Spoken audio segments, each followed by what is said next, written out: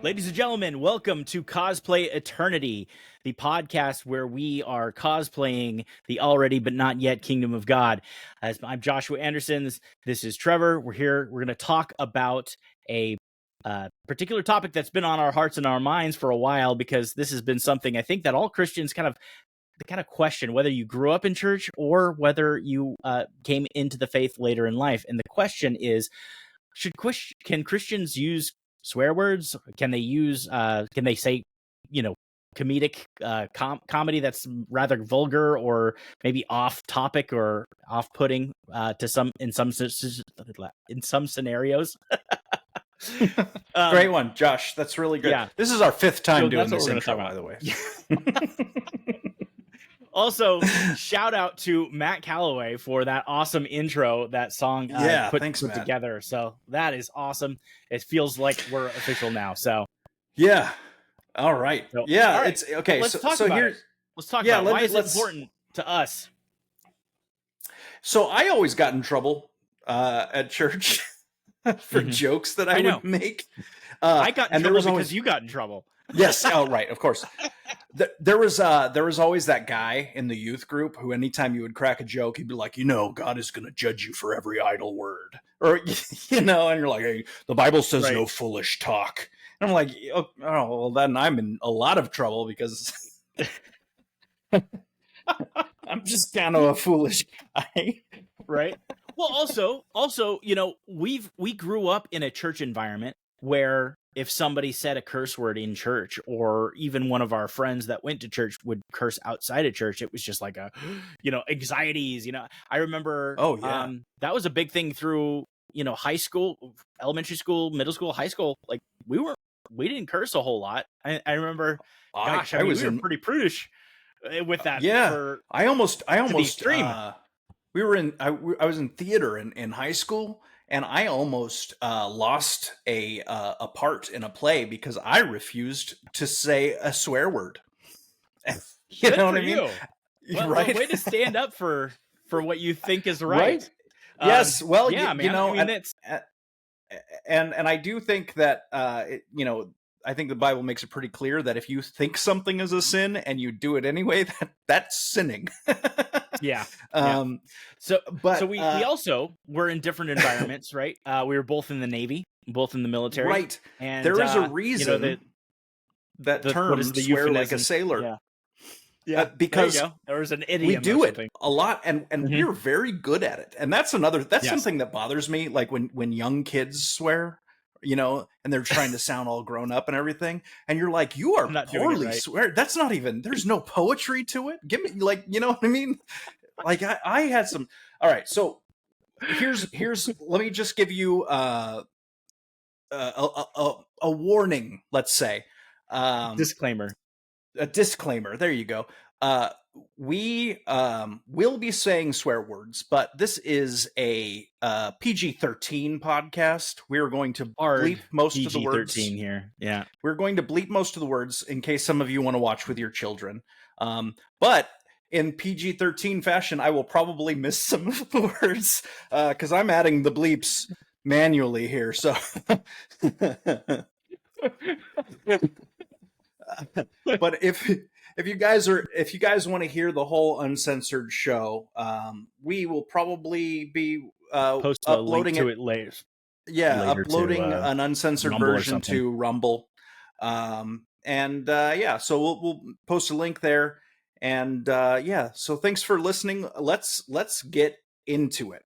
Attitudes at church. I remember this is one of the main things that people would say is like, well, I would never swear because I don't want to harm my witness, and then these guys would tell these stories about how proud they were. Like, it's gotten to the point that the guys on the construction site where I work will stop swearing around me. They'll be like, oh, Jim is here. You better guys stop swearing. He's a Christian. And they're like, and then I know I'm doing a good job. And I was like, really? Is that a good witness? They're like, oh, I don't want to harm my witness. But in the meantime, like, those dudes have never witnessed to anybody. Like, when was the last time you told somebody about Jesus? And I guarantee you that, like, if you're talking to somebody on the street telling them about Jesus and you swear a little bit, they're probably not going to be bothered with that. Or like, I can't accept the gospel from you. You know, it's funny too. It's like, it's almost, we've equated how we use words. It's funny because, like, we have Christian swear words, dadgummit, like all of these Christians, shoot, or dang, or all of these things. Oh no, we weren't allowed to say dang. Mom didn't like dang when we were kids. We could say darn, but once we started saying dang, she's like, oh, I don't like that one. Also, like, geez, geez, right? You can't say geez. That's short for Jesus. Yeah, I didn't know it was short for Jesus, but I was like, geez, like, we would say it all the time until Dad sat me down. It was like, it sounds like Jesus, doesn't it? And we don't want to, we don't want to say that unless we're saying it in a pious way. Yeah. But anyway, so it's interesting that in much of Christian culture, it's like, if I go around a group of people and I don't swear and they stop swearing around me, that somehow that's a presentation of the gospel. Now, I'm not saying that it isn't a positive thing, or that people to see you as a professing Christian isn't a good thing. That's an excellent thing. That's a great thing.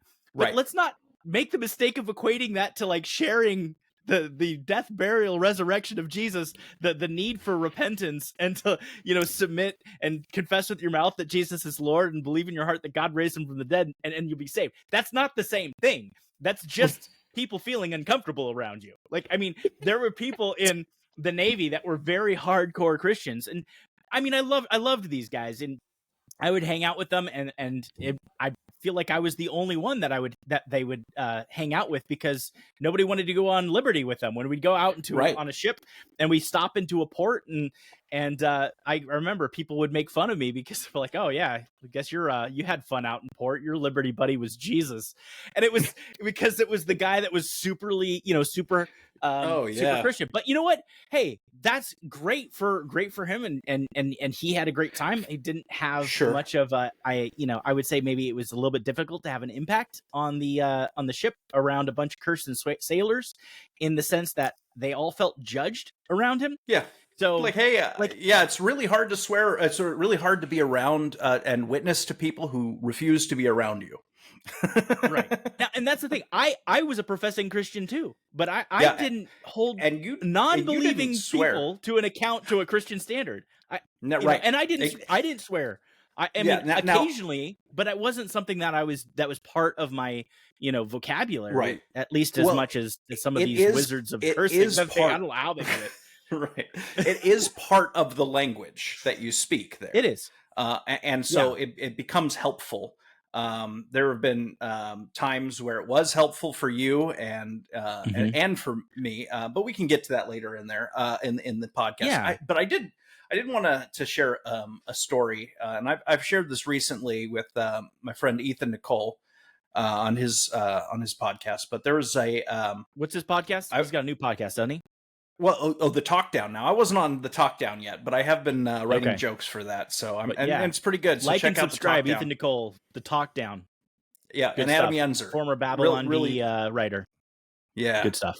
They're great dudes. But I was talking on Ethan's Patreon podcast, and I was telling him the story about how, excuse me, as a teenager, I went on a missions trip to Guatemala, and there were some other churches around, and I made the mistake of asking if Jesus pooped, and if that poop would be considered reliquary by the Catholic Church. Now, do you know what, Josh, can you explain what reliquary is? I think doesn't it mean something along the lines of, like, it's sacred, it's honored, it's like the kind of things where they have the bones of Peter in a box in a church, and it's like it's something supernatural. Yeah. Right. If Exactly. So if to you go me to now, if you go to Israel and you buy like a Roman coin and then you lay it on the stone where they laid Jesus in the what is it, the one of the the churches, tomb. the tomb, or something, not the tomb, but it's like the stone that they laid Jesus at the Church of the Okay. Holy Sepulchre. I don't know what it is. Okay. Yeah. Yeah. One of the churches, they say if it's there for like 18 seconds, then it becomes a holy relic. So anyway, very interesting Okay. things, but maybe that's So what it means. for me, Reliquary. that was like, so I asked that question and we were laughing, and another guy said, yeah, does it come out cross shaped? Like if it's a soft serve nozzle? And that, of course, that was line, but very funny. Now hold on, context. You guys were out in the middle of Guatemala, out in right, like what, Zacapa, like way we're out we're in the out in middle of Zacapa. nowhere. In the like the desert area. We're riding bush. in the back Yeah. of a pickup truck. We all have diarrhea. You know what I mean? So it's like, and by the way, you want to talk about people who are not afraid of crudeness, Christians who are not afraid of crudeness. Talk to a missionary on the field, because the things that missionaries like talking about the most besides Jesus is the times they pooped their pants and the times they got parasites. They will tell you all about it. And if you don't believe me, find a missionary friend, ask them, hey man, how many times have you pooped your pants? And they'll be like, oh man, okay, I was in this village. They offered me lemonade, and I know you can't turn down the food that they give you, but I looked at that lemonade and I could see the bacteria swimming in it. And I said, Lord Jesus, protect me. He said, halfway down the hill, down the mountain, I had to jump out of the truck and dive into the bushes. Oh man, let me tell you about the time that I got a giddy worm and had to peel it out of my skin one day at a time. My goodness. Let me tell you about how I got hookworms in Africa, and then they had to put duct tape all over. No, it's no joke. It's rough. So the youth pastor, after I told this, the youth pastor came up to me and said, Trevor, you were making some jokes earlier, and one of the gentlemen from another church was deeply offended, and to the point where he's ready to leave. He's ready to go home. And I was no way. Okay. And I felt terrible. He was going to leave? Okay. Like leave. Yes, he was about to leave. He was so grieved by what I had said that he was about to book a ticket and fly back to Alabama or wherever he was from, and he said, you need to go and apologize to him right now. And I was like, okay. So I went up there. By the way, the guy who said the thing about the soft serve thing, that dude never got a talking to. No, he was fine. Whatever. Anyway, because I talked to him afterwards, he's like, I didn't even say anything. That was all you. And I was like, bro, come on. Anyway, but so I went up and I talked to the guy and I was like, hey, listen, I'm very sorry. I didn't mean to be crude. It was just a question that I had. And the guy cut me off. He goes, hey, when I was young, I used to make jokes like that too, until I learned that it grieves the Holy Spirit. And I was like, what? And he just put his cowboy hat on and he walked away. And I was like, okay. And I went up to the youth pastor. I was like, Pastor Ed, I apologize. And he was like, all right, you did what you could do. Gee whiz. Yeah. Never interacted with that dude again. I think that he just kind of was avoiding me, which I'm fine with. But, I was, we were preachers' kids. So we were constantly judged harder. And so that's right. But here's also the context. This is a grown man talking to you when you were what, 16, 17? Yeah. Yep. Yeah, so 17. A grown man coming to you and telling you that you've grieved the Holy Spirit. That's a very serious accusation. Like, right. Well, and I feel what grown man is going to go to a young man that needs guidance and direction and just like drop that and be like, you grieved the Holy Spirit, deuces. Like, right. But he didn't come to me. I don't know how my youth pastor found out. Right? No, he just went around. Say, hey, I had an issue. He was just talking to other people, just went straight, right? He just, and then came to me. I don't know, man. That was anyway.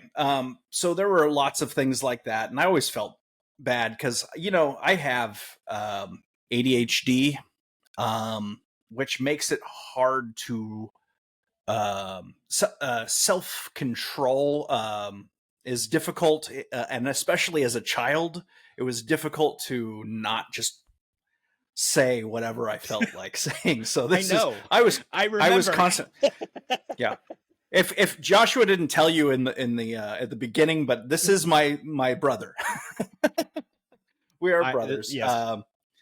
So yes, this is something. I remember quite a few times in elementary school, you getting beat up because you couldn't control what you said, and I'm like, Trevor, let's go, like let's go, and you're like, no, we got to stand our ground. I'm like, bro, there's like 50 of them, like we gotta go. Like your one friend that was never offended was like, okay, let's get out of here, Trevor. Oh my goodness. He didn't speak much English though, that friend. No, but maybe that's why he was your friend. Yeah, you know what? Anyways. Yeah. But it's funny too, because I talked to Mom and I was like, man, I got bullied so much as a kid. And my mom, she said, Trevor, you were not a nice child. And I was like, what? She said, you said such mean things to people. You didn't mean to. Maybe you didn't know that you were saying mean things, but you would just like out of nowhere say things. And it makes sense now that I think about it, because Mom and Dad would always say, why would you say that? And I was like, I had to. What do you mean? I remember one particular butt whooping you got was we were on, like, I guess school had just gotten out, and there was a kid who like notably had some issues with his parents. I think his parents were divorced or something, and his dad was just not in his life. And he was going back and forth with you, like, your mama this, your mama that, right? Like, like those were hilarious jokes. Speaking of crude humor, like the your mama jokes in elementary school. And I remember you going back and forth, and then you said like, your daddy's so, and something like that, and he just like lost it. The guy's like face went red, his backpack like threw it down. He's like, what'd you say about my dad? And it was like, that was the moment where maybe it's ADHD consequence, where you're like, you started trying to like walk it back. You're like, I don't know, I never talked to your dad. I mean, just like, he didn't even wait for you to respond, and he just started wailing on you. Just wrestling down. And I just remember like he was like on top, you guys were wrestling, and I think that you were not in a position where you could hit him back. But he was, I think my backpack was pinning my arms back. Right. Well, he was on top of you with his back, like pinning you down. And so like the best thing that you could do is like reach around, and he just grabbed his mouth and squeezed his face. I was like, what? Hey, granted, we're like third grade, like, and then they broke it up and everything, and then we got like in trouble and stuff. But like, I'm like standing there, like, what, should I do something? Like, what? I mean, Trevor, you kind of got that. You did this to yourself. Like, I mean, I know you're supposed to back your brother's play, but like, don't talk about a guy who's had a bad relationship with his dad. You know man. What though? Like, what are you doing? To be fair, though, I'm glad that you didn't help out, because I remember sometimes when you helped out, and I was just like, no. Hold on. One time, we were hanging out, and like, I think Dad had said, hey, you need to stick up for your brother. Stop joining the other team. But it's, like, because you were just like, yeah, because there were like 50 guys against Trevor, and you're like, I'm on. And so what am I supposed to do? No, hey, it's completely fair, dude. I get it. Yeah. Well, yeah. But I remember one time, like, after Dad had like told you, like, no, you need to stick by your brother. And I remember one time, like, there were some kids, and they were like saying something like, oh, like, you're dumb, you're annoying, you're stupid. They'd say things like that, because I'd use a big word for some stupid reason, and they'd be like, what? You're dumb, whatever. and then they would say something, and I remember lame. Right. It wasn't that. It was like, I did use bigger words, not on purpose, not to show off. It's just because you were overly like pompous sometimes too. I was. I didn't mean to be, but I completely was. And I remember you stepped in to defend me by saying, hey guys, that's just his personality. Did I really say that? Yes. And I was like, that doesn't help. You just said, guys, I know he's awful, but it's just him. It's just all of him. That's it. hey, he's kind of retarded, okay? Leave him alone, all right? Come on, okay, a little bit more credit. I do remember one time that one of our, and it's funny, we always got into fights with guys that we hung out with, like we'd walk home from school with or something. Yeah, and I remember there was had a friend named Brian. Was it Brian? His name was Brian. Anyway. Yeah, and his house was on the way to our house. That's right, and we were just playing, we were hanging out, and there was an older kid. I don't remember what I said to him. I was playing basketball with this other kid. We weren't playing like basketball. We were just bouncing a ball back and forth, and he was trying to teach me how to put a basketball through my legs or something. And something happened. What happened that started that? I don't remember what started it. I'm pretty sure, though, because Brian used to say things like Brian was he was like a bigger kid. Like he was taller than me and a lot thicker. And he was a black kid. And he used to say things to me like, white boy, white boy. Like he'd get mad and call me that. And I didn't understand why that was an insult. It's like, and so I said, we will literally walk home every day together. Why? I don't know, like, the shift. I don't know. Yeah. And so he was, And so one day I just like, I didn't quite get it. Like why that was supposed to be insulting to me. You know, again, this is like 5th grade for me. And so he's like, white boy. And I was like, okay. Black boy, and he beat the crap out of me, and I was like, I don't understand what is happening. Why am I understood? We didn't know. We had no idea. Like there was not. I didn't know. And we're coming from a conservative Christian family. We don't know half of the curse words. We don't know any racial slurs. We don't see anybody any differently than the way that we were. In the church that we were at was a multicultural church. Yeah, and there was really we didn't know anything about any kind of racial disagreements or tension, even with the people at the church who were of different races.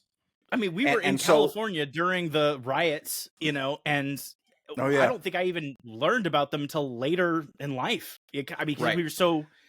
Anyway, the situation was this kid was beating me up, and then Joshua stepped in. Like I went for my go-to face grab move, and then I'm stuck. I'm on the ground, and then Joshua jumps up and starts defending me, and he's fist fighting this dude. Now Joshua is like in 3rd grade fighting this 5th grader who was bigger than me, and Joshua starts swinging at this kid, and I'm just laying there like frozen in terror. Okay, and Josh was like, hold on, because I remember I'm looking over and I'm seeing like, okay, Trevor's getting in the fight again, and I'm getting a little bit like anxious and like, okay, what's going to happen?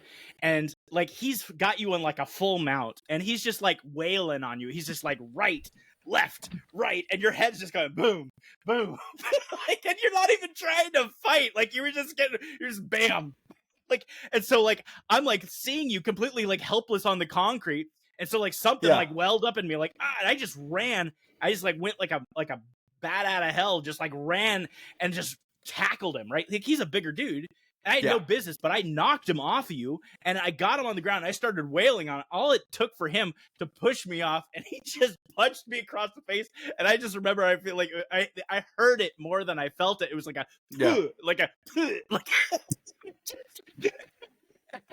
I went and I fell down, and then he stopped, you know, looking, you know, worrying about me. And I look over at you. I'm laying down. I look over at you thinking, great, I gave him a second. Trevor, now's your chance. And Trevor's just laying on the ground like, And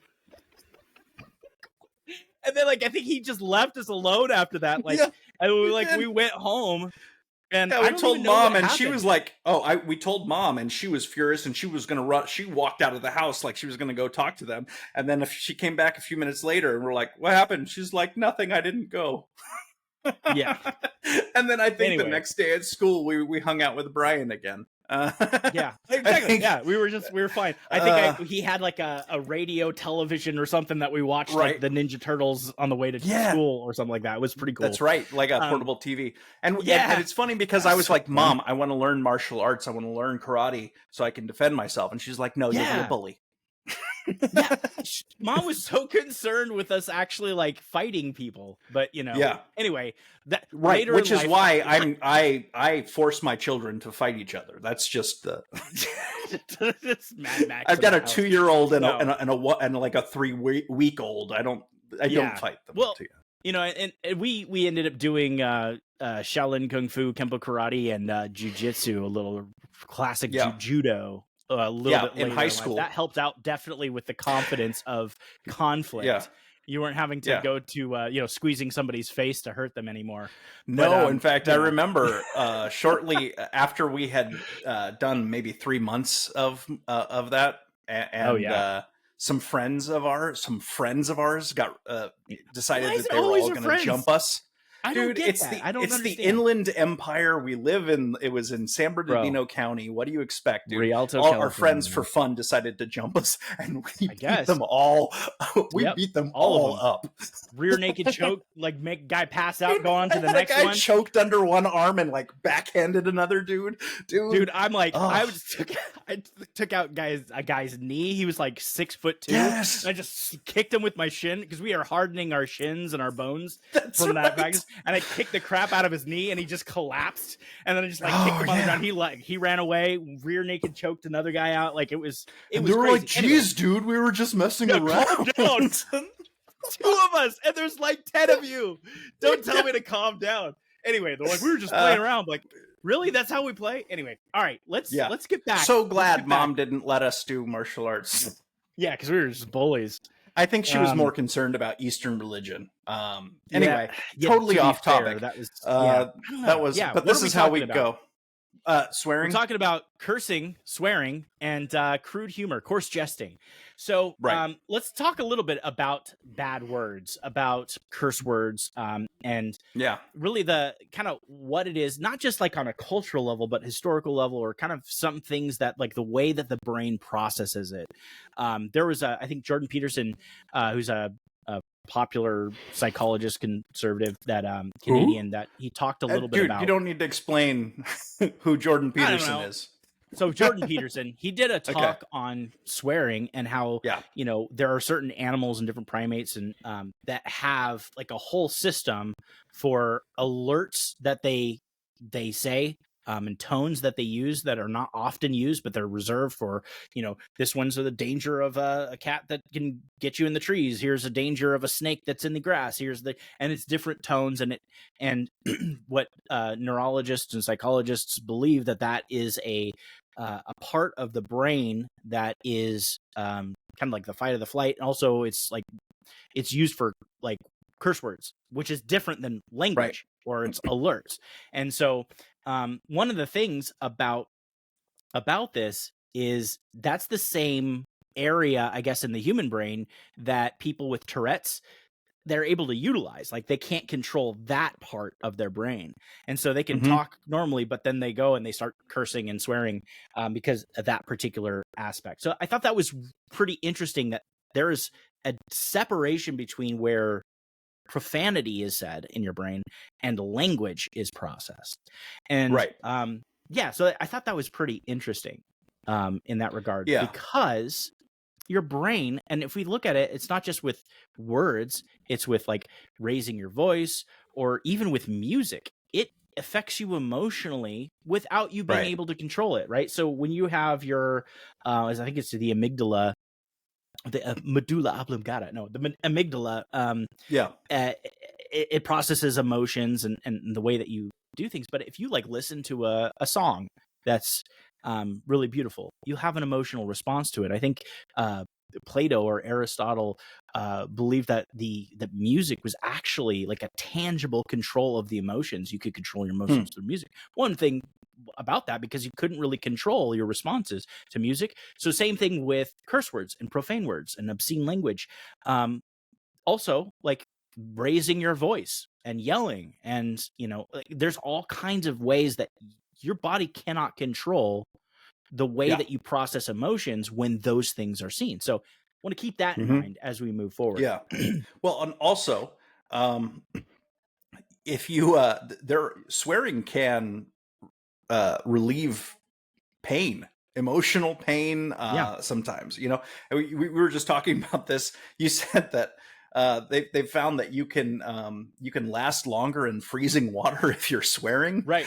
Or in painful situations. Yeah. It's Yeah. almost like it's a release. I don't know if it's maybe more of a distraction or Right. something, but it's interesting, like the different studies, and we'll have to post some of the content that we're kind of getting Right. all this from in the show notes. But Yeah, I think it's really fascinating. Yeah. Well, okay. So, and there are different types of swearing. This is something that we were talking about. Steven Pinker did a talk on swearing.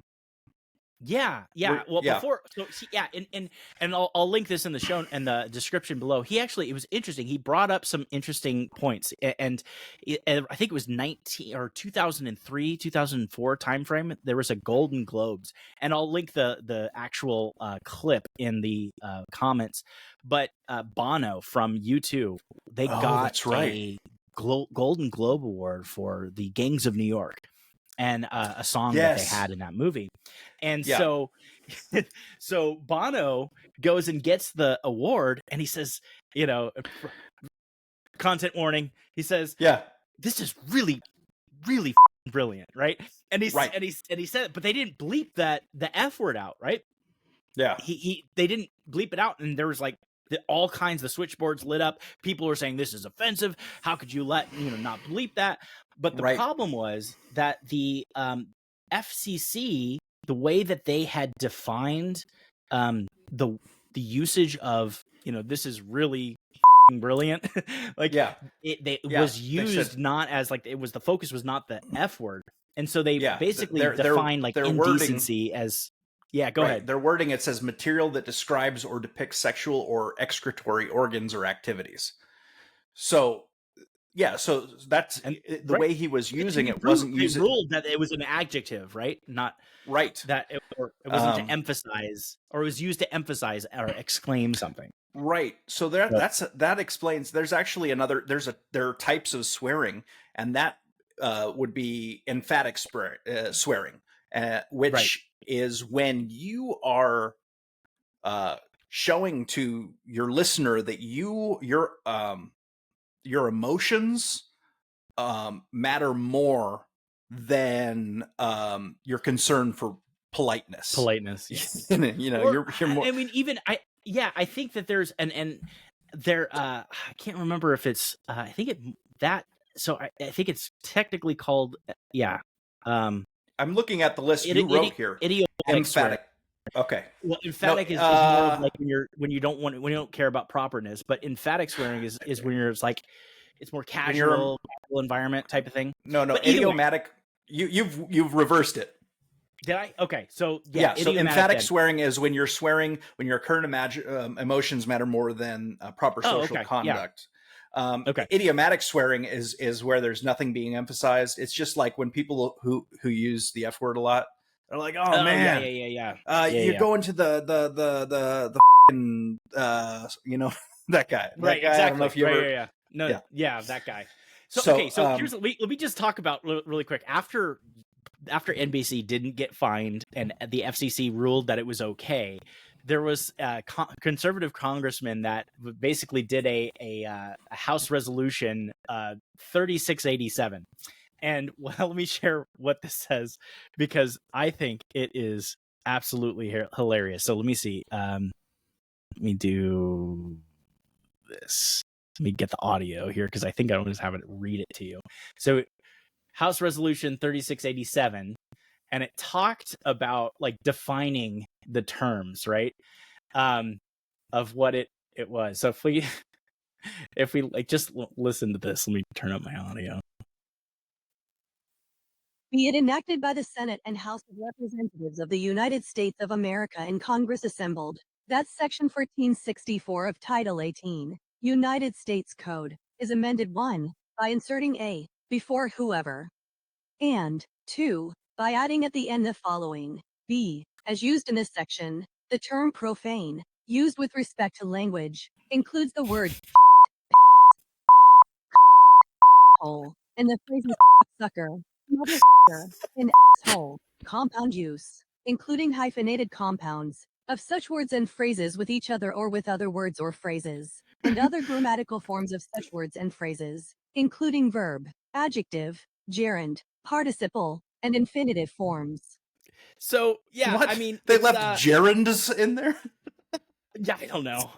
So like they're definitely like, let's get, close to it. Then also you're talking about like compound like curse words. They get like, this is what offensive means. And it's interesting because in a society, it's difficult, even from state to state, to go and say, well, which words are offensive and which words aren't offensive.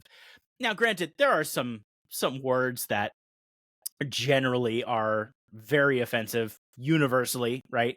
I'm thinking about the F word, or even some slurs, like Right. what the new F word for homosexuals, or the N word. Yeah. These things have very, very, like, they light up the amygdala when you hear them, right? But then you got like compound like words that are used, and some of them, man, I asked ChatGPT, it's like, what are these compound words that are talked about here? Because I don't understand. And like, what are compound words of these words that they determine are bad? So content warning, I'm going to go ahead and read what some of the things, and this reminds me of more of the things, the ways that you would hear them in the military, right? Yeah. But like the word, like, for instance, right? You've got bullshit, head, storm. Like, I heard all of those in the military. Yeah. Or the word off, poor, ant, right? Then the F word, right? You got motherfucker, head, clusterfuck. Like, that one I definitely heard all the time when we were like trying to be in our, for sure. Yeah, in our location. They were like, what the heck is then there's like, I'll skip over the C word because that just it makes me cringe. Yeah. Then like dumb, holish, jack, Yeah. right? You hear all these things where it's like the different. So it's not just the word itself, but sometimes it's used in combination to where it doesn't even make sense, right? With Yeah. or it's more of a descriptor, like holish, or head, Mhm. or hat, Hat. Yeah. right?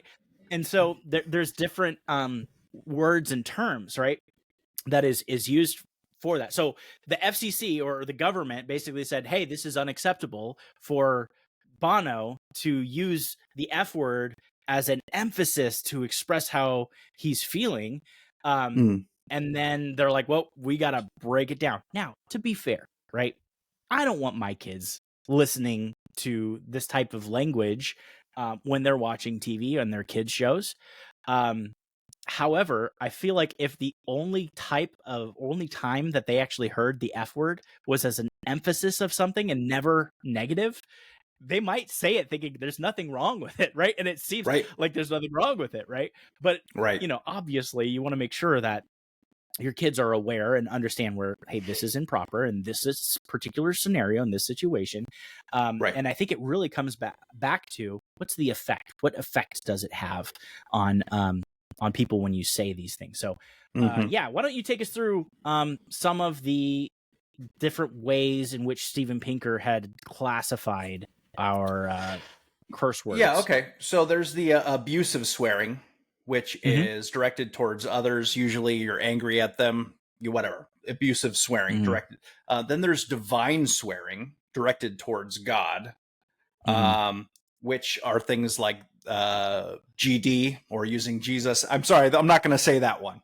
Or using Jesus as a swear word, which, by the way, people say is using God's name in vain.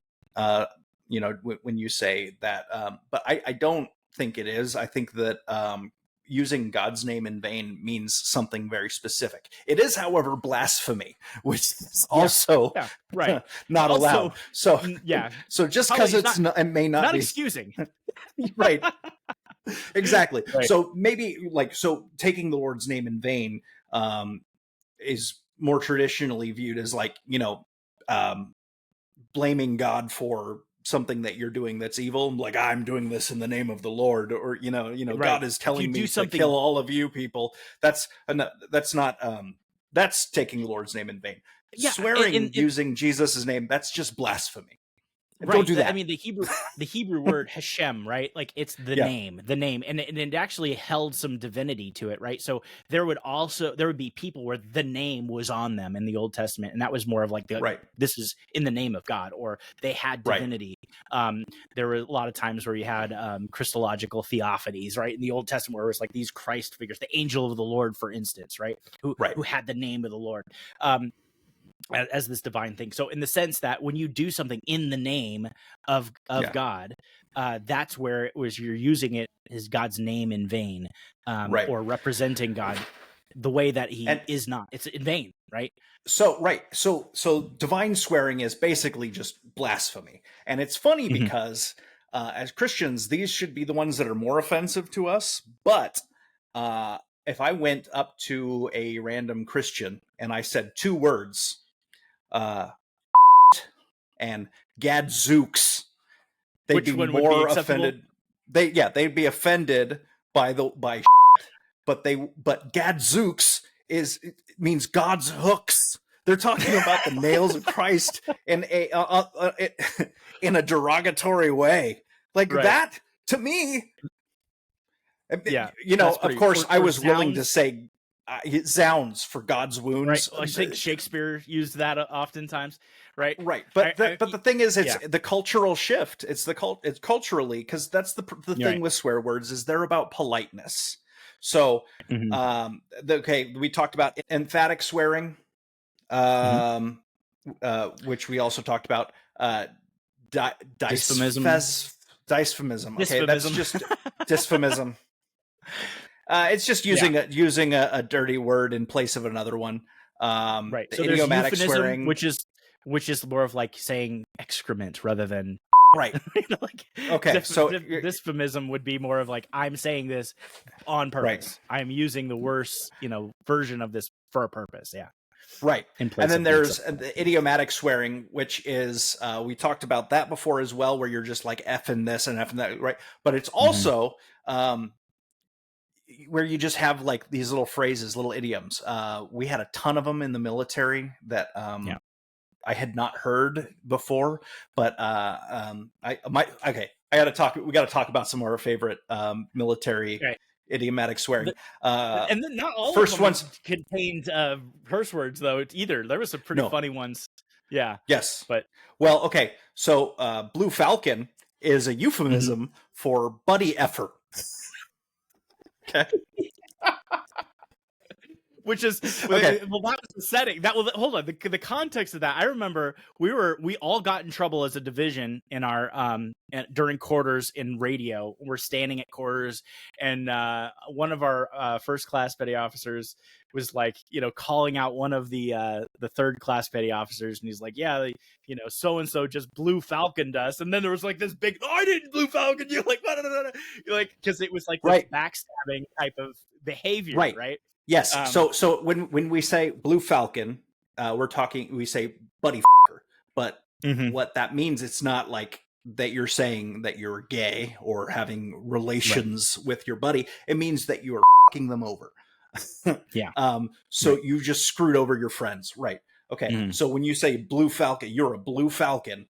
It means that you have let us all down, stabbed us in the back, untrustworthy. It is it's a big insult. So that's a good one.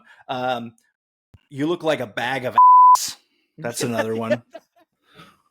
Okay, that's like when you're PTing and you're in the back of the formation and you're like dragging along and you can't keep up with everybody else because you're fat and you haven't been drinking water and you're like, or if your uniform is just all jacked up, right? That was you're right. That's probably the primary use that I heard it. Right, I've heard it in PT, but the primary one is when you're like doing like inspection, standing at attention, and they're going through, and they're like, "Man, it's like Sanchez, you look like a bag of ass." Right, exactly.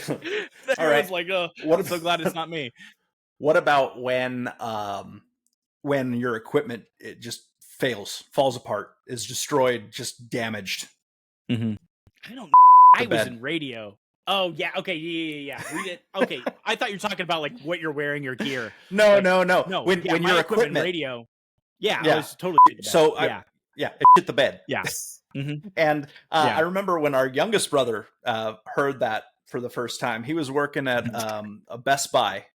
He was living with me in Virginia at the time, and a military guy came in there and was like, "Yeah, my computer shit the bed," and he was like, "What?" And he had never heard that before. So now I'm hearing that a lot of places. So that's another one. It's on the fritz. Mm-hmm. There was a Navy SEAL I knew. I worked technical support for some SEAL teams while I was in the military. I was a camera guy, but I deployed with them in Iraq. There was a guy, and he was talking about something. He was excited about something, and he goes, "Shit the yeah," and I just. It doesn't even make sense. It doesn't. But there's poetry to it. There's poetry to it, and that's what I like. Goodness. That's what I like about military swearing.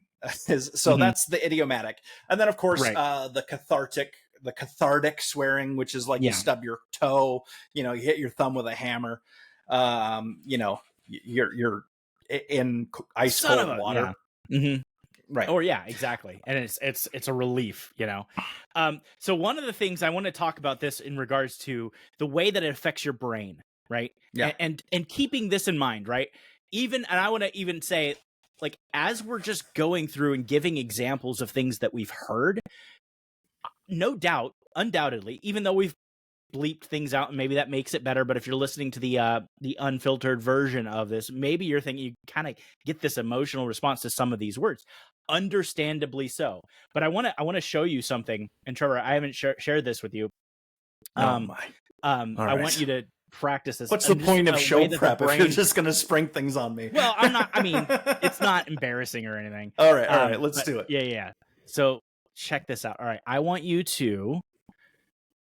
Let me know if you can see this. You can see it? All right. I want you to read the colors of that the words are written in. So obviously it's the same. Don't read the words, just name the colors? Just name the colors. Name the colors. Okay. Red, black, green, blue, black, blue, red, green. Okay. Very easy. All right. Now, I want you to do it again with the colors of the words. Go ahead. Okay. Black, green, red, blue, black, green, blue, red. That's a lot harder. It has an effect, right, on your brain. Like what that basically means is, like, when you see something, your brain automatically, uncontrollably does. All right, now I want you to do the same exact thing. The color of the words that you see. Black, green, red, black, green, blue, red. Okay, that's all I'm saying. It has an effect, right? And Steven Pinker has used this. It's a particular type of I think it's called a Stroop test or something, and it's a way it's way like that a Stroop waffle, or I don't know. It's the way that words affect your brain uncontrollably, right? Okay. And then so it's interesting. And so, well, I couldn't read the words. I had to look at the last letter. Otherwise, I would have just said all of them. Well, there's some hacks there, right, that you can get through it. But here's the point. Here's the point in all that I'm saying with this. Okay, when Paul, if we go and we look at the main verses that Paul is talking about using clean speech or good speech, if we look at Ephesians 4:29, for instance, Paul says, let no corrupt talk or foolish talk, or corrupt talk meaning like rotten. Oftentimes it's looked at as, nasty, rotten, disgusting. Let no corrupt talk come out of your mouths, but only such as is good for building up, as fits the occasion. It's interesting, as it fits the occasion, that it may give grace to those who hear.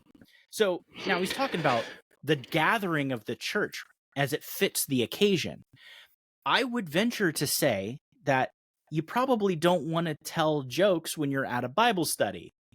There was one, I won't name who said it, but they told a joke at a Bible study to a a couple that said, he's like, hey, got a joke, and he said, I always heard that girls like assholes, but nobody ever likes it when I show them mine. At the Bible study. Did I do that? Really? I don't remember. You really did. That's. I remember I'm standing next to you and I'm like, we're at a Bible study. We're at a Bible study. We're at a Bible study. and there was... That is definitely one of my old jokes. And so they didn't laugh. They just kind of like, huh. This kind of like smile, which right on them. Good for them, right? Like that was not the kind of things that you should be in an environment, right? It's not Right. It's not for be salted with grace to those who hear. But at the same time, let's say for instance you told that joke at a comedy club where people are wanting to listen to comedy and jokes. Is that okay? Is that an environment that's okay for it? Is that language okay for it coming from a Christian? We're not supposed to be like the world, right? Well, what does it all mean? So that's one of the aspects of this, what we're talking about. Also, you look at Ephesians 5:4, and it says, let there be no filthiness, nor foolish talk, nor crude joking, which are out of place, but instead let there be thanksgiving, right? Foolish talk, crude joking, or coarse jesting is often used in that sense. There's other places in the Bible that this language, or what Paul says specifically about language. Let me see if I can find it. I thought I had a bunch of it pulled up here. Also, anyway. There's the every idle word will be judged. Mm-hmm. Yeah. And see, now this is something that's been difficult for me.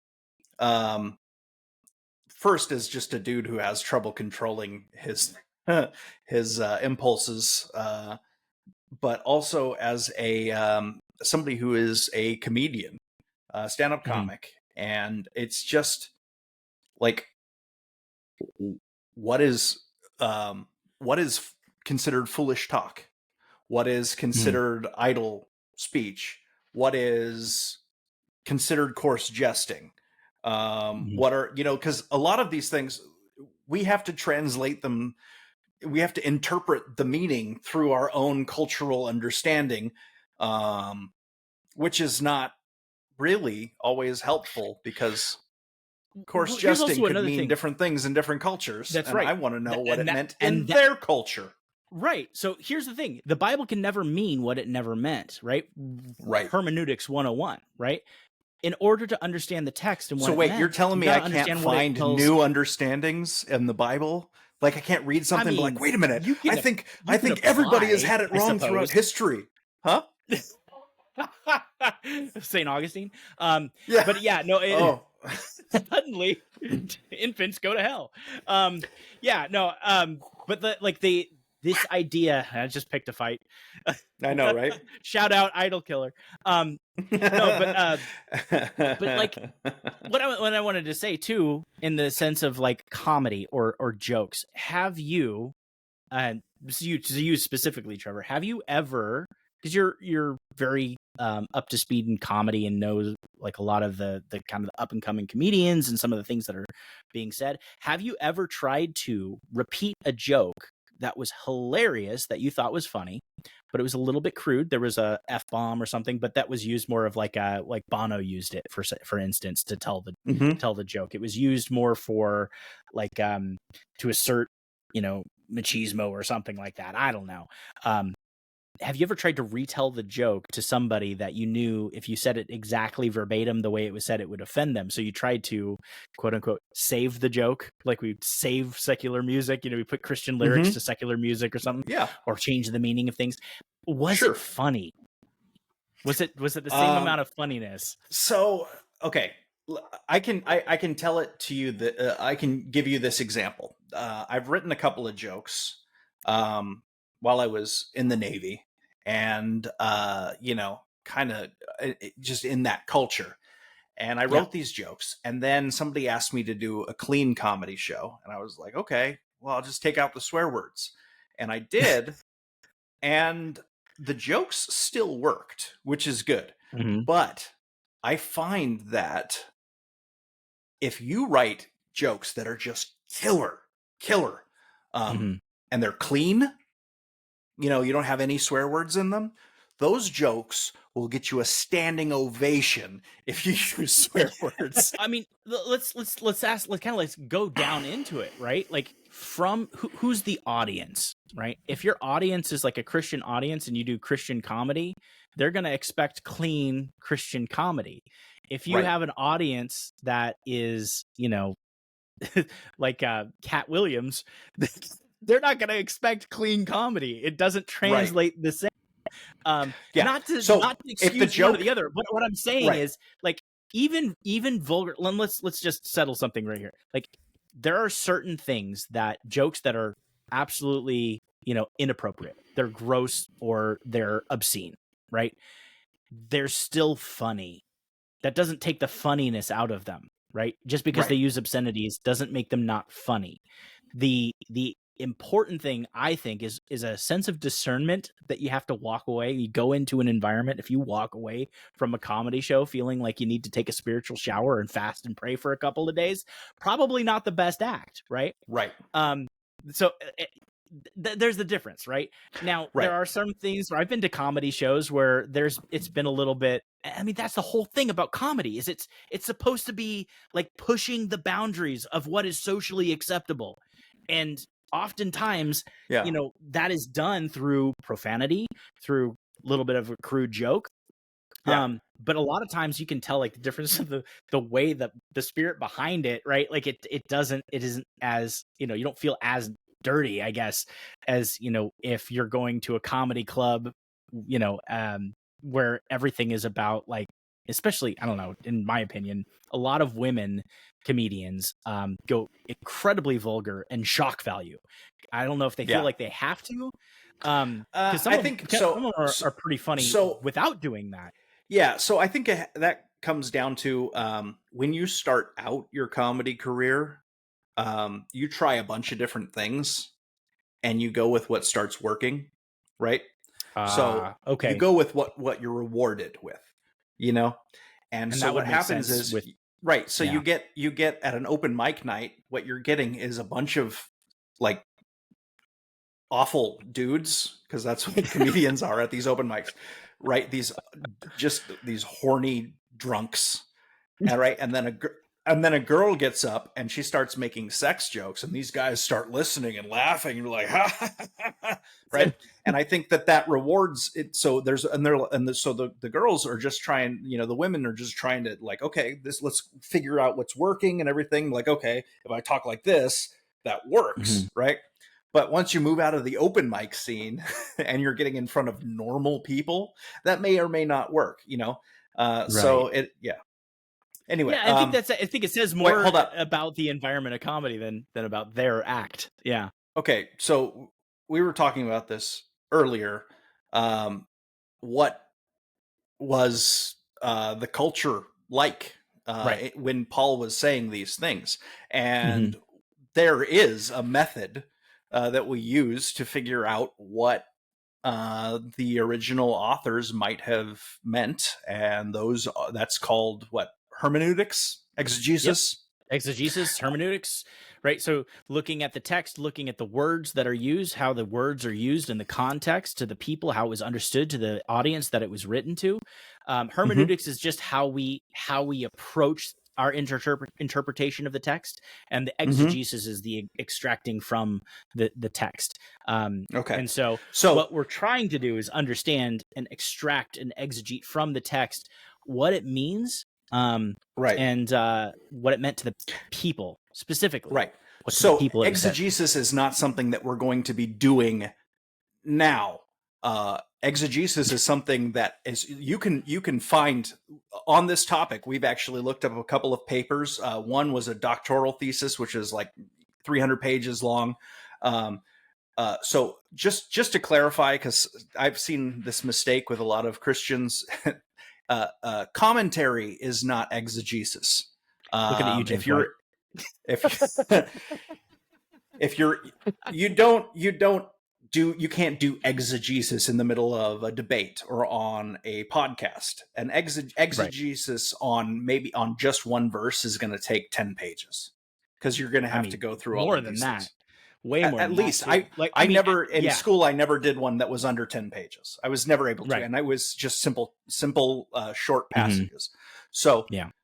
we're just to be clear, the exegesis on this has been done, and we can link Right. to those papers if And you we'll would like. reference what we're going through. Yeah. Right. Absolutely. But we're going to present to you the findings of that exegesis. So this right now is commentary based on the exegesis that we've found. Okay. Right. But we did it. in fact, Joshua, you did some exegesis on one of these passages a while ago, and gosh. we'll get to that. We'll get to that in a Yeah. bit, because I think that people will be surprised. It was a little bit of tongue in cheek more than I think like formal exegesis, but like it was. There's often words in the Bible that are never used anywhere else in the Bible, and like you don't have any other where to reference. Like how is it used in the time? Right. But yeah, let's talk about humor in the setting of specifically in Ephesus, in Paul's letter to the Ephesians, when he said, there should be no obscene talk, foolish talk, and coarse jesting among you. This idea of coarse jesting, the word in English, I've seen other people talk about it, and it's almost like they're looking at it purely from our current context and what we look at as coarse jesting. The word coarse, well, it's rough, it's hard around the edges, and no jesting. And is that a proper thing? Can you do coarse jesting and it's always funny because you see different, like, go do yourself a favor. This is great.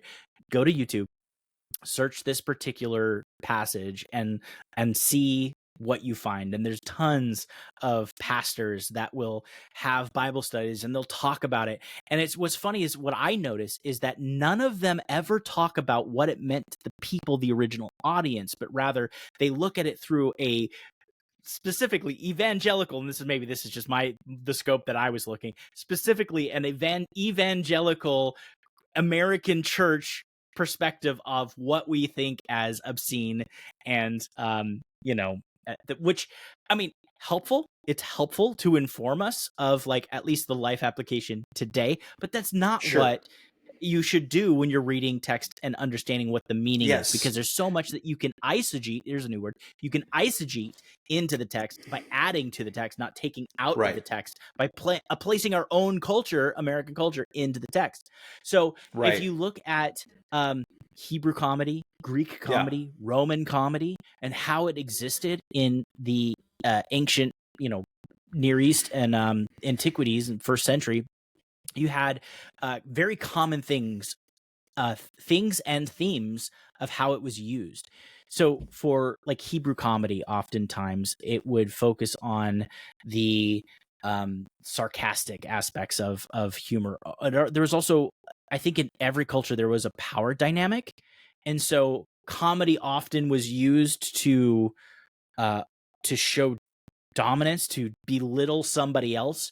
It was very abusive. If we even look at the way that profanity is used, it would fall under like the abusive category of comedy. Right.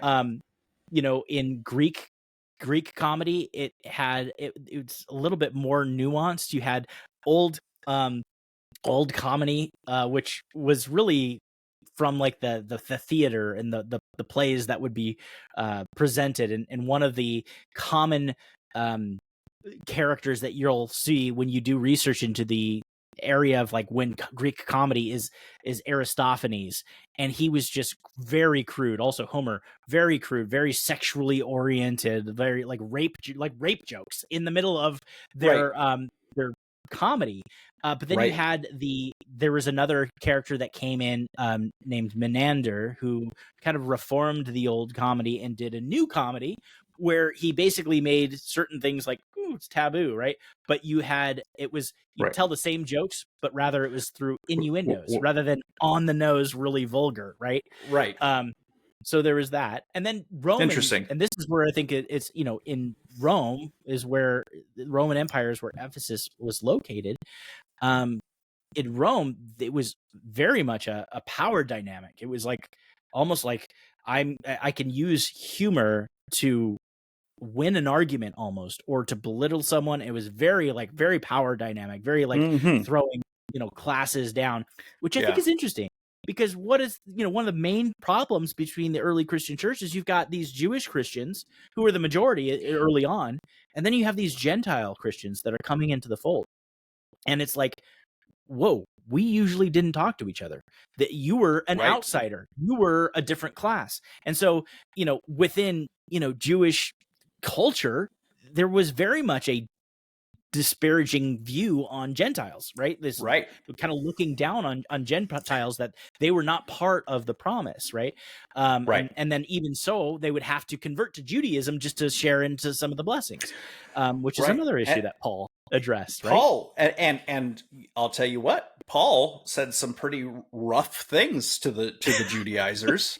They were saying, he said, they were saying, well, you have to be circumcised to come in to the fold, and Paul said, I wish you'd move those scissors back a little bit and just castrate yourselves. It was like he just said it, and you could either one of two ways, right? You could either read that and be like, okay, Paul, that was a little bit harsh, bit disgusting, and way inappropriate, right? Or you could be like, wow, that needed to be said. That was, that needed, which is odd, right? Or you can look at it and be like, well, that sounds kind of, like a joke, or almost like a being sarcastic. Obviously, he didn't really want them to cut off their genitals, right? Like they didn't. I don't think that's what Paul was advocating, and it was never interpreted that way. And when I've brought this up, by the way, to Christians who are, they'll say, "Well, you're not Paul." Only Paul can be sarcastic. Paul is the only one in history who could use. No, okay, calm down, settle down. Yeah. All right. Right. So some things that I'd like to point out also about the history here is that the culture. This is a pre-Christian world. They didn't have the morality, but before Christianity kind of took over the world, morality was different and very wrong. And they lived in a culture that we don't live in anymore, an honor-shame culture, where anything is good if you have honor. And the honor is not the biblical honor that we think of today when we're talking about, you watch, fantasy movies for kids, and they're talking about having honor, like I've got, or you talk about like knights and stuff, the honor of King Arthur, very different than the honor shame culture version of honor. Honor is was it popularity, Boromir reclaiming his honor by defending Frodo? That's not that kind of honor that we're talking about. No. So honor shame culture, it's in the popularity. World today. It does. Middle school. Yeah.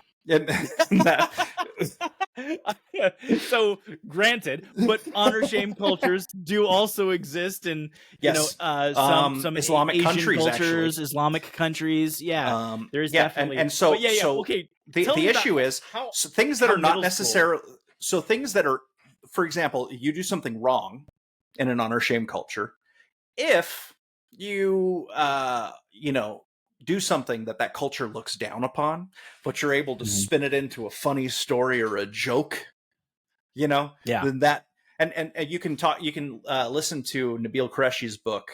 He talks a little bit about this. That's right. In Seeking Allah, Finding Jesus. And he talks about the honor shame culture, and if you can do your sins quietly, that's fine. But if you he told a story. You lose told a story about a either a cousin or a relative that he had that lied about his insurance fraud. He saw that. He basically realized that he could get a lower rate if he claimed that he was married. And so he got a lower rate. And then he got in an accident, called up the insurance agent, and the insurance agent caught him, basically said, "Is your wife with you?" And he said, "Why? No, I'm not married. What are you talking about?" And so he's like, "Oh, are you?"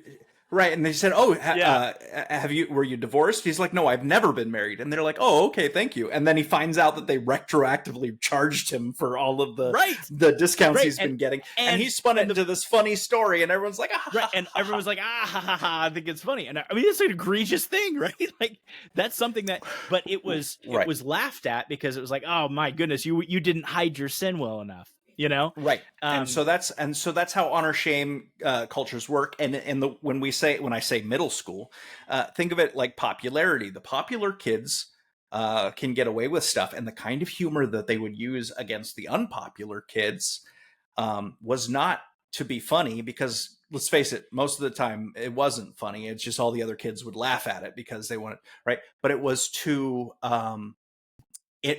enforce.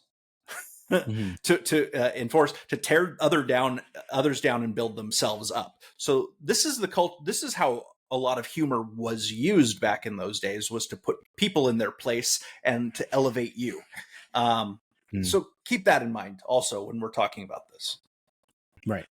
And that's I think that's a really good point. And that isn't always to say that is the only way that humor was used.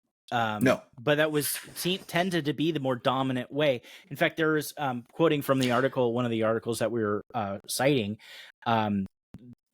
There's a quote I want to read. It's the idiomatic ethics contain more nuance to Aristotle's ethics of humor. The middle state. So you got your old comedy and your new comedy. The middle state. Shut up.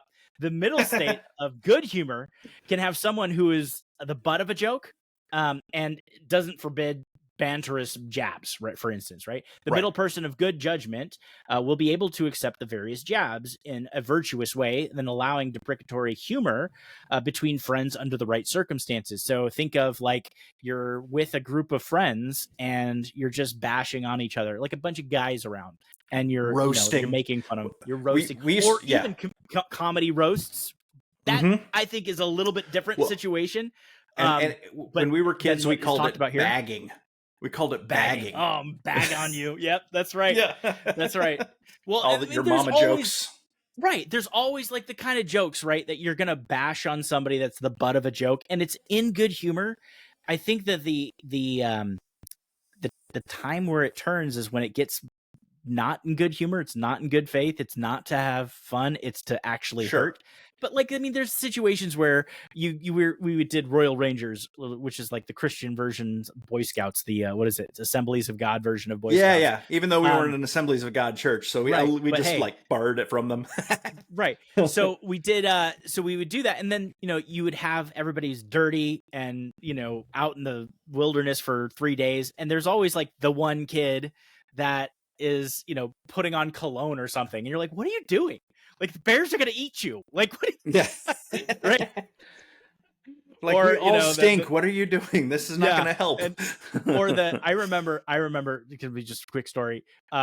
We did Royal Rangers, and we were partnered up with kids from different churches to get to know them, and it was part of character building and relationship building. And there was this kid, I don't remember his name, but he was a bit husky. He was chunky, and he revealed to me. We set up our camp tent, and he's like, "Hey, I brought some Cracker Jacks for us, man. I brought one for me and one for my bunkmate. So it's gonna be great." And I'm like, "This is awesome." So we're out that night, and we did skits, and we did the sermon, and we did the bonfire, and we did the peach cobbler and the ice cream and all that stuff. And I stay out, and I'm playing, and I'm talking, and apparently he went to bed. So because I came back in late, and this guy had eaten his bag of Cracker Jacks and my box of Cracker Jacks, and it was like all over the tent. Like, he had just eaten everything, and I'm like, dude, you told me that you would give that to me. Like, why? We just had peach cobbler, like 2 boxes.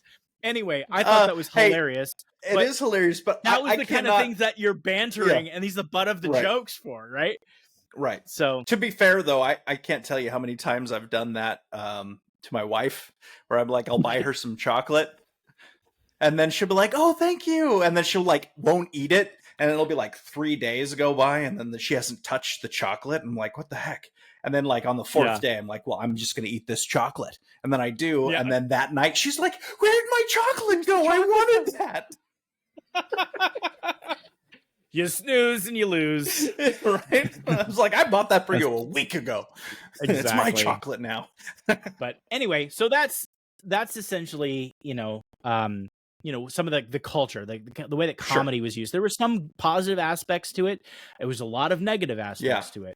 And so I think based on, what we're talking about and what Paul is talking about in the culture of the day, the kind of like coarse jesting, especially in the context of Jew and Gentile trying to build relationship and having like no racism and like, hey, we're part of the same fold. We're same covenant here, guys.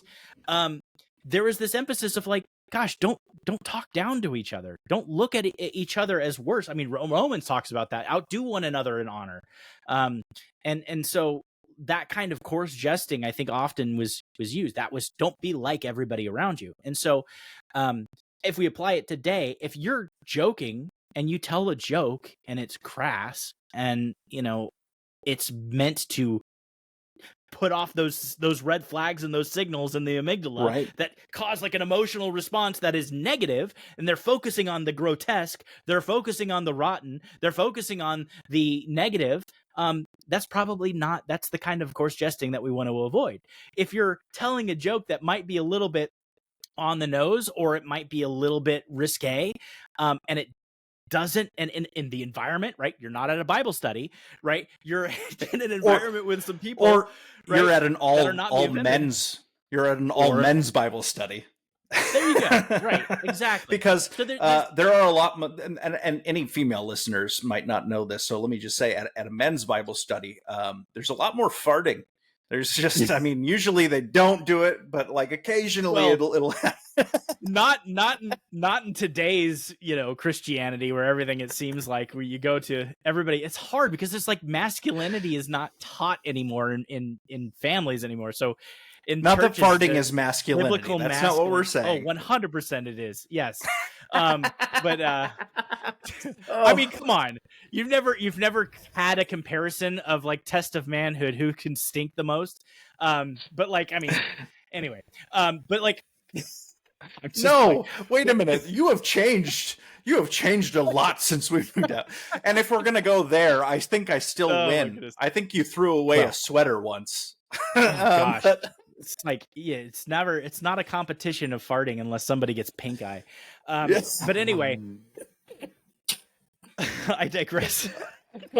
My goodness. So terrible. There was some guys from there's some youth pastors there was a youth group that came down and stayed at our house because they were going to Mexico, and we were like the in between, and we were hosting them.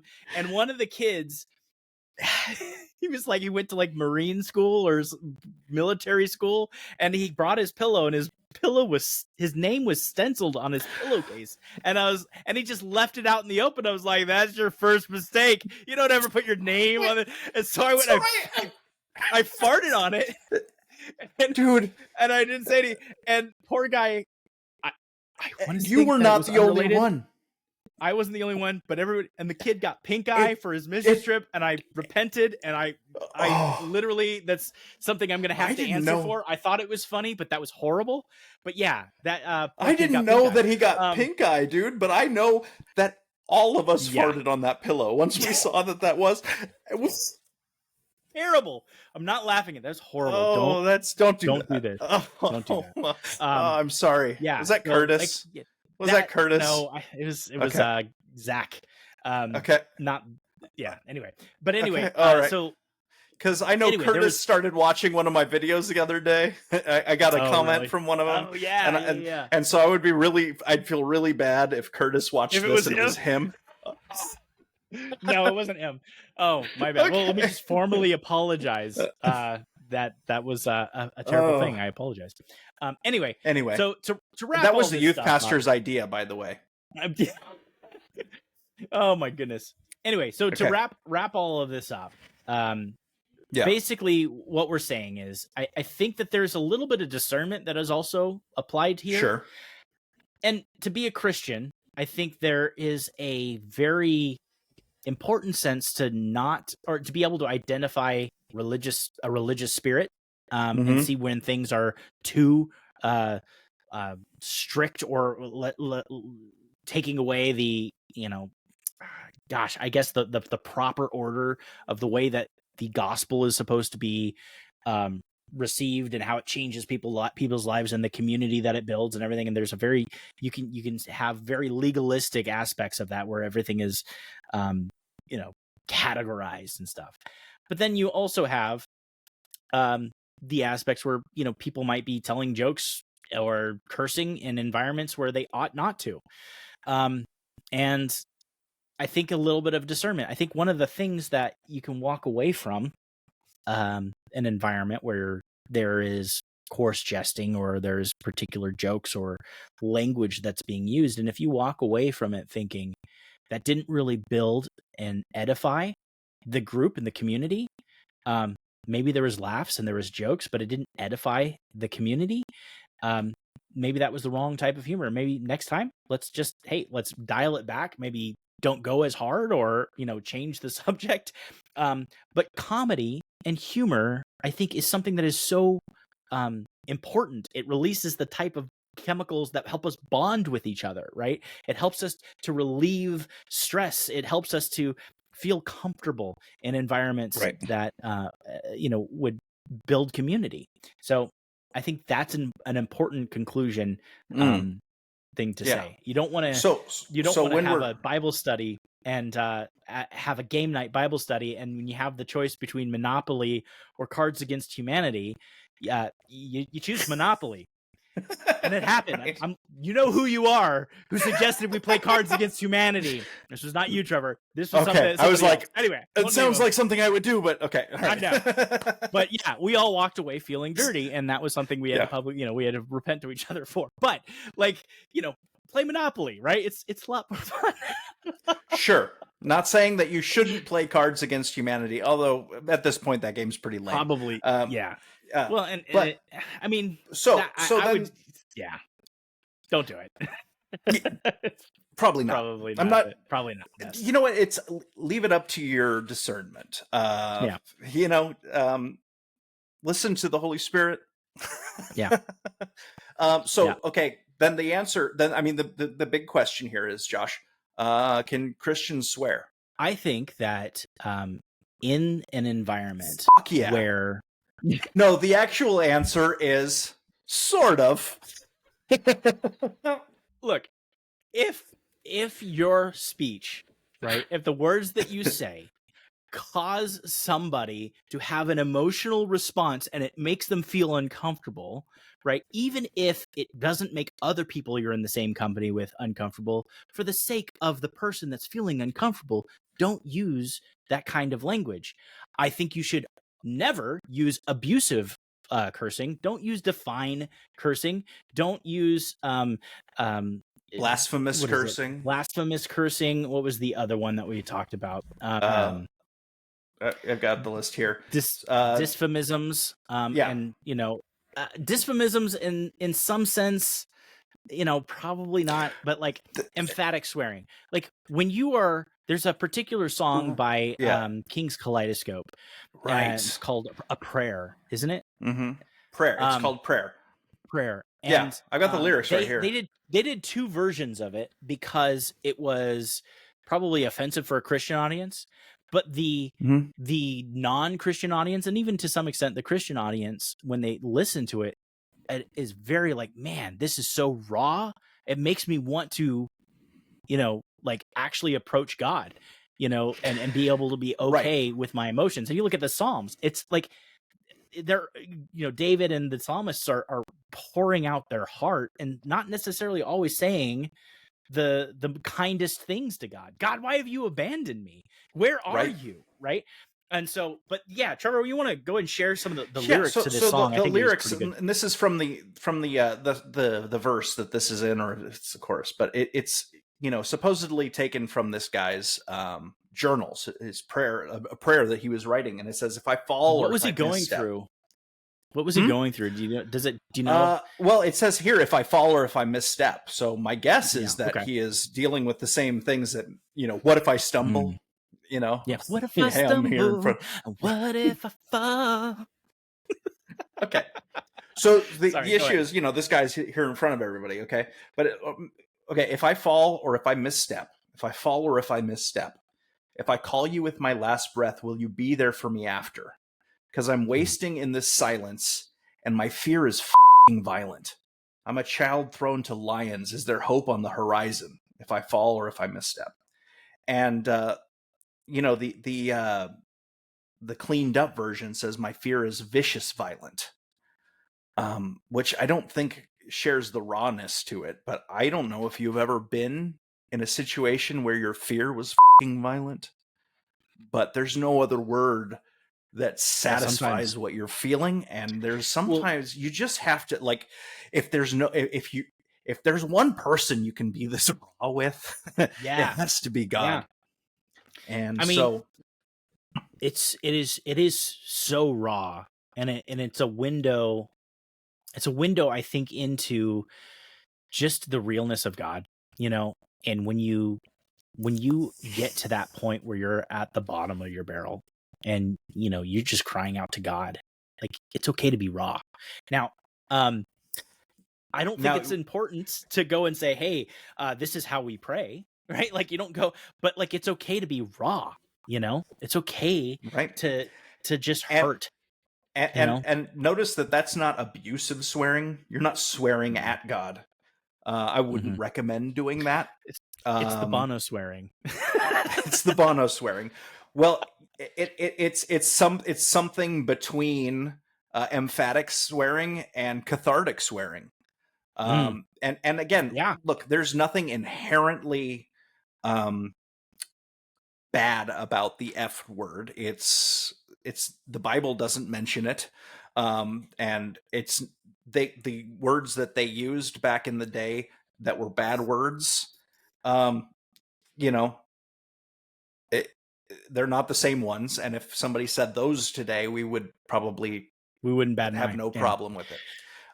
So the issue is the meaning and how it's used. Sure, if you used that in front of my kid, I'd be mad at you.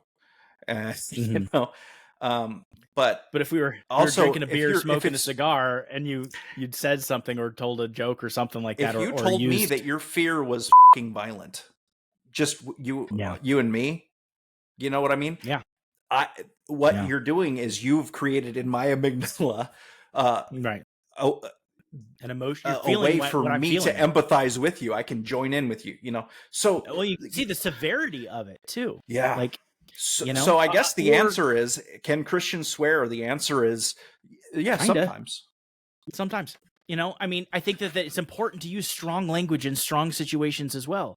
I am not going to be kind to somebody that's trying to hurt my family if I'm walking down the street, or if that has put my life in danger. I'm not going to be kind. I'm going to use obscenities. I'm going to use very strong language, because I'm not just combating them with, my presence. I'm combating them with my mouth, with my words, And so, I remember a story. Now in boot camp, we both started swearing a lot, because that's the language there. They don't listen to you unless you drop an F-bomb. Okay. Sometimes. All right. But once you had gotten to your first ship, you were like, okay, I'm not going to swear anymore. And you didn't. And that's, that's good. And that's fine. For a fine choice to make. But, you were talking to me. Pull it back a little bit. Yeah. You're talking to me about some of the guys in your shop.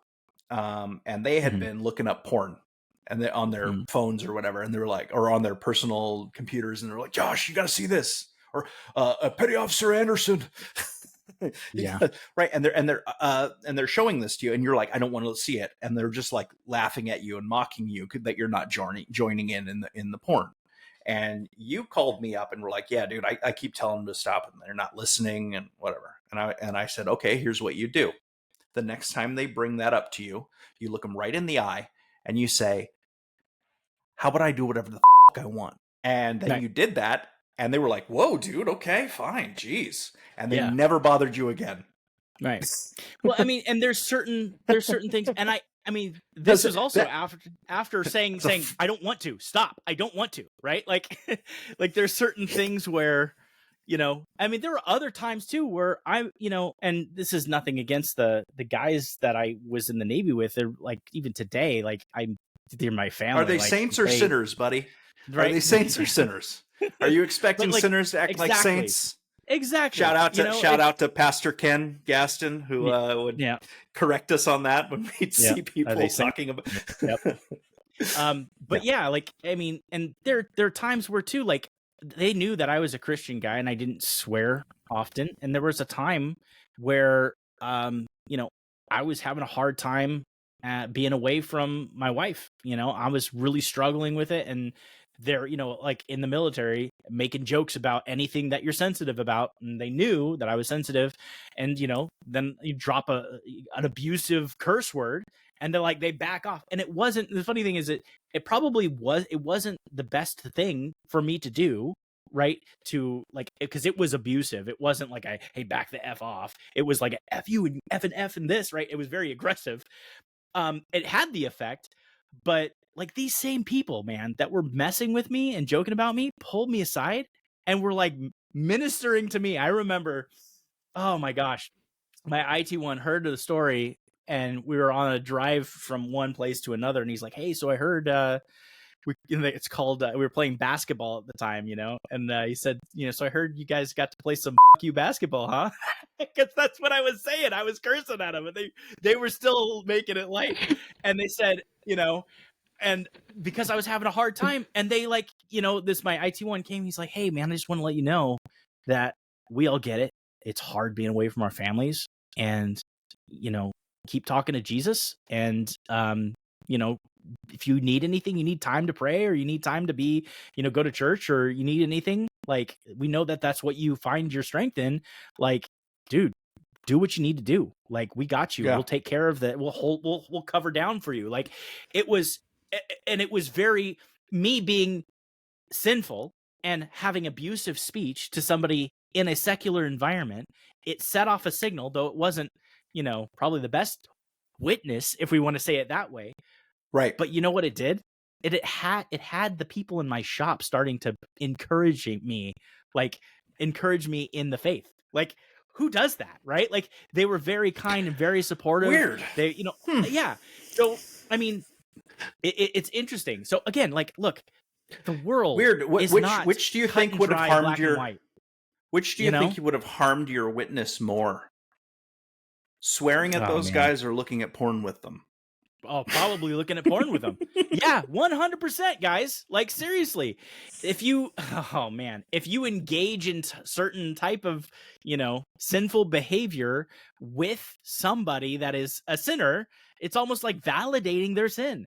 You know, cursing at them using your, you know, or using very strong language to not sin, like, right, probably more effective. So, but anyway. So then, so we've talked about swearing, and we've talked a little bit about the background for humor. So, what kind of humor is the Bible forbidding in this? When we're talking about foolish talk, what kind of talk is being forbidden? Right, I think humor or foolish talk. Like jokes. It doesn't say humor. It says clean speech. Coarse jesting. And I think that's what we talked about. Coarse jesting being like the abusive aspects, the power dynamic of humor. Also, there's like a particular like vulgarity to some humor that gets really like ugly, vulgar, and oftentimes it is associated in the same way that we have, like, we put our we identify our curse words around, right? Like shit and ass and you know, bloody this, and you know, like, it has to do with things that often are, you know, maybe have diseases or, you know, dirty or and so to joke about that type of thing, like, I would even go to the extent to, like, man, it's hard to hear a joke about cancer when somebody's actually been through it. It's hard to hear a joke about somebody that's had about a heart attack when somebody's been through it, right? Right. Now, does that mean a comedian should never make those types of jokes? No, absolutely not. But no, people and also people who have had cancer like to do jokes about cancer. You know what I mean? Like sometimes, or their disabilities, but I think though you've touched on something crude humor, dirty jokes. Obviously, we know dirty jokes. Stay away from those, right? In fact, I actually have a text from my brother from a few years ago that was so hilarious that I went and showed it to all of my theology professors at my Bible school, and they were laughing hysterically. It says, so let me, I've got it pulled up here. Let me just read it to you. It says, I'm studying Colossians 3. And in verse 8, Paul tells them to stop being angry, wrathful, etc. But then he says, rid obscene speech from your mouth. I wanted to know what he meant by that. Like, is he saying no swear words or things like that? So I checked the Greek, but that word is only used one time in the Bible, and it's in that verse. So I have no comparable usage to see if he is speaking to something specific. So I looked up some journal articles of that word used in ancient Greece, and it means shameful speech that was often used in Greek dramatic comedy festivals. This still didn't help me much, but then a few Greek philosophers tied that word shameful speech with the Dionysian cultic rituals about erect penises. Then Aristotle references the word in relation to comedic phallic songs. If I'm interpreting this correctly, then Paul was telling the Colossians, stop with the anger and the wrath, and no more jokes.